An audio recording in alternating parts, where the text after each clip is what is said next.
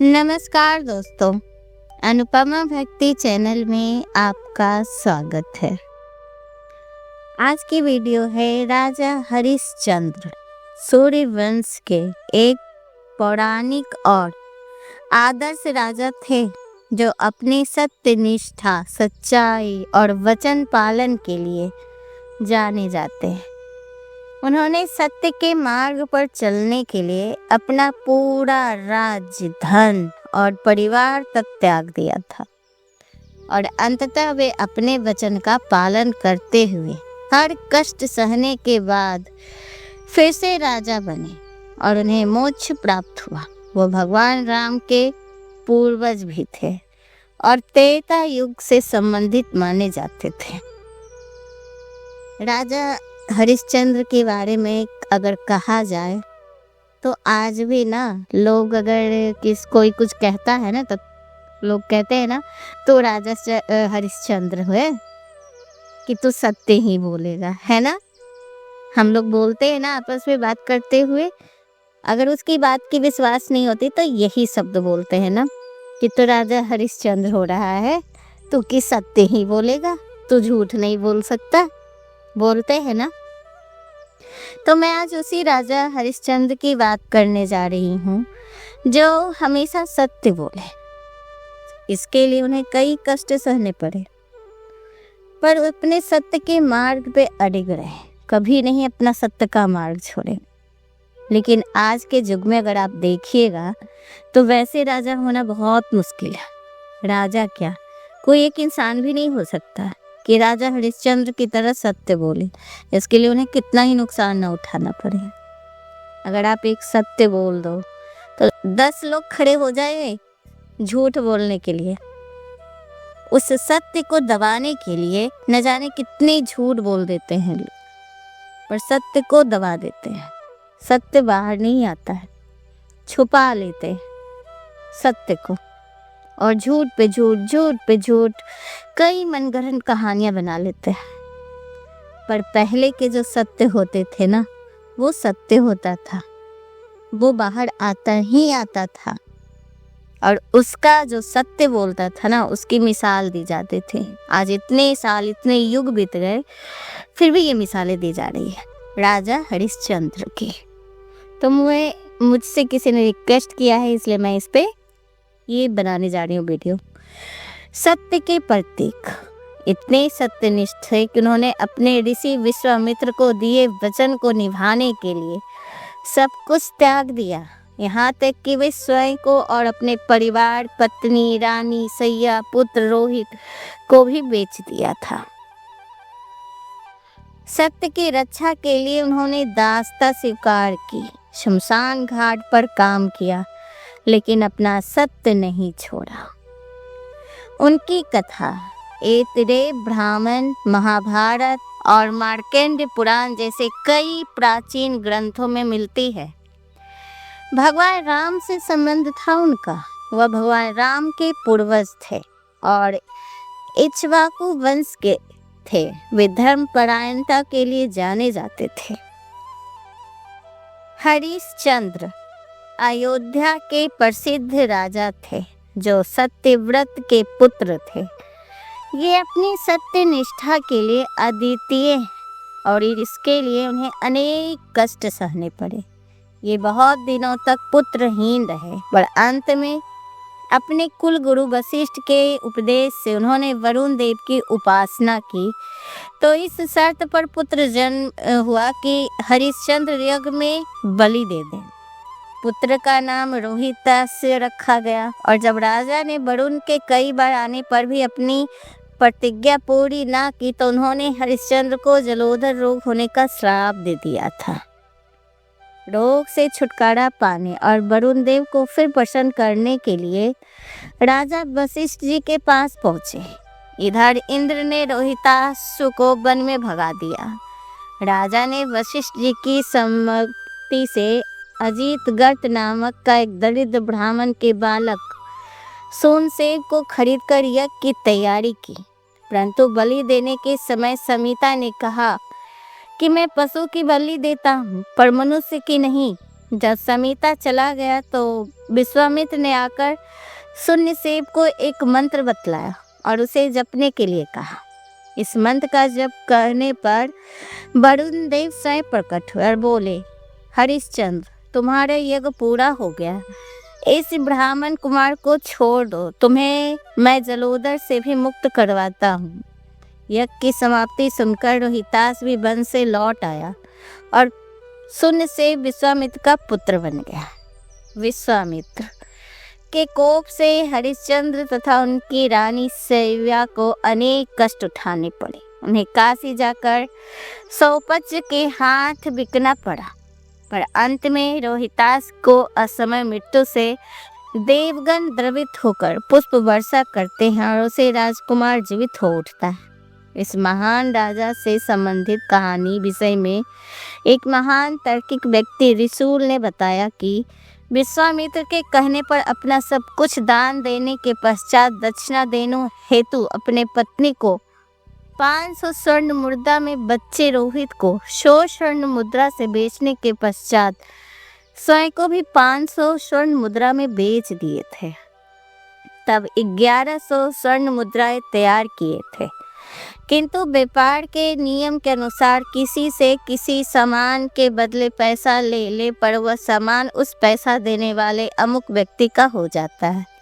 तो ऐसी स्थिति में हरिश्चंद्र जी दक्षिणा देने लायक पहले वाले हरिश्चंद्र बचे ही नहीं, वे दक्षिणा पुण्य नहीं हुआ था। ऐसे स्थिति में हरिश्चंद्र को सत्यवादी कहानी से मन विमुख हो जाता है। अगर सत्ययुग कहते हैं ना, त्रेता युग राम का था, तो सत्ययुग जो सतयुग था वो राजा हरिश्चंद्र का कहलाता है, क्योंकि वो हमेशा सत्य बोलते थे। वो एक प्रतापी सूर्यवंशी राजा थे जो अपनी अटूट सत्यनिष्ठा, वचनबद्धता और दानवीरता के लिए प्रसिद्ध थे। कहते हैं उनको पत्नी जो बेचना पड़ा था वो महर्षि विश्वामित्र ने राजा हरिश्चंद्र की सत्यनिष्ठा की परीक्षा लेने का निर्णय लिए थे। देवलोक में हरिश्चंद्र की सत्यवादिता की चर्चा सुनकर विश्वामित्र यह जानना चाहते थे कि क्या वास्तव में कोई मनुष्य हर परिस्थिति में सत्य का पालन कर सकता है। महर्षि विश्वामित्र ने राजा हरिश्चंद्र से दान में संपूर्ण राज्य मांग लिया। बिना एक पल सोचे राजा ने अपना समस्त राजपाट, महल, सिंहासन, कोष सब कुछ महर्षि को सौंप दिया।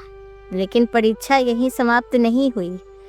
विश्वामित्र ने दक्षिणा की भी मांग की। राजा ने कहा कि हे महर्षि, अब तो खजाना भी आपका है, मुझे कुछ समय दीजिए, मैं व्यवस्था करके आपकी दक्षिणा अर्पित करूंगा। दक्षिणा देने के लिए राजा हरिश्चंद्र अपनी पत्नी तारामती और पुत्र रोहिताक्ष के साथ काशी बनारस पहुंचे। उनके पास कुछ भी नहीं बचा था, न राज, न धन, न आभूषण। दक्षिणा की व्यवस्था करने के लिए राजा ने कठोर निर्णय लिया, अपनी पत्नी और स्वयं को बेचने का निर्णय। तारामती का विक्रय, रानी से दासी बनाने का दर्द। एक रानी जो दासी बन गई अपने पति के सत्यता को मानने के लिए, उसके सत्य व्रत में खनन ना आए, इसके लिए पत्नी ने साथ दिया और उनके पुत्र ने। एक ब्राह्मण ने रानी तारामती को खरीद लिया। महलों में रहने वाली रानी अब एक साधारण दासी बन गई। उनका पुत्र रोहिताक्ष भी माता के साथ ब्राह्मण के घर चला गया। ब्राह्मण से तो दयालु थे, परंतु उनकी पत्नी अत्यंत कठोर और क्रूर स्वभाव की थी। वह तारामती से कठोर परिश्रम करवाते और कटु वचन बोलती रहती थी। सोचिए क्या बीतता होगा उस रानी पे, जिसने कभी कटु वचन नहीं सुने थे, कोई काम ना किया था और उसको आदेश दिया जाता था, कटु वचन सुनाया जाता था, और ये सब कुछ अपने पति के लिए सह रही थी। हरिश्चंद्र का खुद को भी उन्होंने बेचा। राजा ने शमशान के सेवक बन गए। चंडाल ने राजा हरिश्चंद्र को खरीद लिया। जो राजा सुवर्ण सिंहासन पर बैठकर न्याय करते थे, वही अब शमशान घाट पर शवों का अंतिम संस्कार करने का कार्य करने लगे। राजा ने जो भी धनराशि प्राप्त हुई वह सब विश्वामित्र को दक्षिणा के रूप में दे दी, खुद को और बच्चे और पत्नी को बेचकर। उनको जो धन सामग्री मिली वे सब उन्होंने विश्वामित्र को दे दिया था। इस प्रकार उनका परिवार बिखर गया। सत्य का दीपक अभी भी जल रहा था, पर परिवार टूट चुका था। और सबसे बड़ी परीक्षा क्या थी जानते हैं? उनके पुत्र की मृत्यु। जब ये हुआ ना तो बहुत दुखी हो गए थे, पर अपने सत्य का दीपक फिर भी जलाते रहे। एक दिन ब्राह्मण की पत्नी ने छोटे रोहिताज को जंगल से लकड़ी और फूल लाने के लिए नौकरों के साथ भेज दिया। तारामती ने बहुत विनती की, बालक अभी छोटा है, लेकिन ब्राह्मणी नहीं मानी। दुर्भाग्य से जंगल के फूल चुनते समय एक विषैले सर्प ने रोहिताक्ष को इसलिए डस लिया क्योंकि उसका पैर उस बालक सांप पे पड़ गया था। अब विष की तीव्रता से बालक की तत्काल मृत्यु हो गई। जब तारामती का समाचार मिला तो उसका हृदय टूट गया, लेकिन क्रूर ब्राह्मणी ने उसे तुरंत जाने की अनुमति नहीं दी, पहले अपना काम पूरा करने को कहा। रात में जब ब्राह्मणी सो गई तब तारामती अपने मृत पुत्र के पास पहुंची। अपने लाल को गोद में लेकर शमशान घाट की ओर चल पड़ी। और सबसे बड़ा, वो वही शमशान घाट पहुंची जहां पे विक्रमादित्य चंडाल का काम करते थे। भाग का क्रूर खेल देखिए। शमशान घाट पर चंडाल के रूप में राजा हरिश्चंद्र ही बैठे थे। जब तारामती पुत्र का अंतिम संस्कार करने लगी तो हरिश्चंद्र ने टोका, रुकिए, शमशान में बिना कर चुकाए कोई संस्कार नहीं हो सकता। तारामती ने कहा, मेरे पास कुछ भी नहीं है। तब दोनों ने एक दूसरे को पहचाना। पति पत्नी का यह मिलन अत्यंत करुणाजनक था। ये मैंने एक पिक्चर में देखी थी। हकीकत में कैसा रहा होगा, बस सोच के कल्पना करके ही आंखों में आंसू आ जाते हैं। कितना मुश्किल रहा होगा ये। अपने ही पुत्र का सब सामने पड़ा था, लेकिन राजा हरिश्चंद्र ने कहा, मैं अपने धर्म से विमुख नहीं हो सकता। मैं अपनी मजबूरी माफ बताता हूँ, लेकिन मेरे स्वामी का हिस्सा तो देना ही होगा। मुझे माफ कर दो, पर मैं धर्म के रास्ते से नहीं हट सकता, ऐसा राजा हरिश्चंद्र ने कहा। तारामती के पास कुछ भी नहीं था, एक फूटी कौड़ी भी नहीं, क्योंकि एक गुलाम की तरह वो अपने उस ब्राह्मण के घर में काम करती थी और उसे कुछ भी नहीं मिलता था। तन पे एकमात्र साड़ी था। उसने वही आधी साड़ी कर के रूप में फाड़ कर दी। यह दृश्य इतना हृदय विदारक था कि देवता भी रो पड़े। जैसे ही तारामती ने साड़ी का आधा भाग करके रूप में दिया, आकाश से पुष्पों की वर्षा होने लगी। महर्षि विश्वामित्र प्रकट हुए। उन्होंने कहा, हे राजन, आप सचमुच धर्म के अडिग स्तंभ हैं। मैंने आपकी कठिनतम परीक्षा ली और आप हर कसौटी पे खड़े उतरे। आपका राज्य वापस लीजिए। यह देखिए, आपका पुत्र रोहिताक्ष भी जीवित है। देवताओं की कृपा से रोहिताक्ष पुनर्जीवित हो उठे। राजा हरिश्चंद्र को उनका राज्य, सम्मान, परिवार सब कुछ वापस मिल गया। स्वर्ग से इंद्रदेव स्वयं पुष्प विमान लेकर आए और राजा हरिश्चंद्र को स्वर्ग ले जाना चाहा, लेकिन राजा ने कहा, पहले मैं अपनी प्रजा की सेवा पूर्ण करूंगा, फिर मैं आपके साथ चलूंगा। इस घटना के बाद राजा हरिश्चंद्र ने फिर से अयोध्या पर शासन किया और अंत में अपने परिवार सहित सशरीर स्वर्ग गए। हालांकि इसको मैं नहीं मानती, क्योंकि मैं पिछले वीडियो में कहा था कि कोई भी सशरीर स्वर्ग नहीं जा सकता। ये शरीर मिट्टी का बना है और इसी पृथ्वी पे आपको छोड़ के जाना होगा।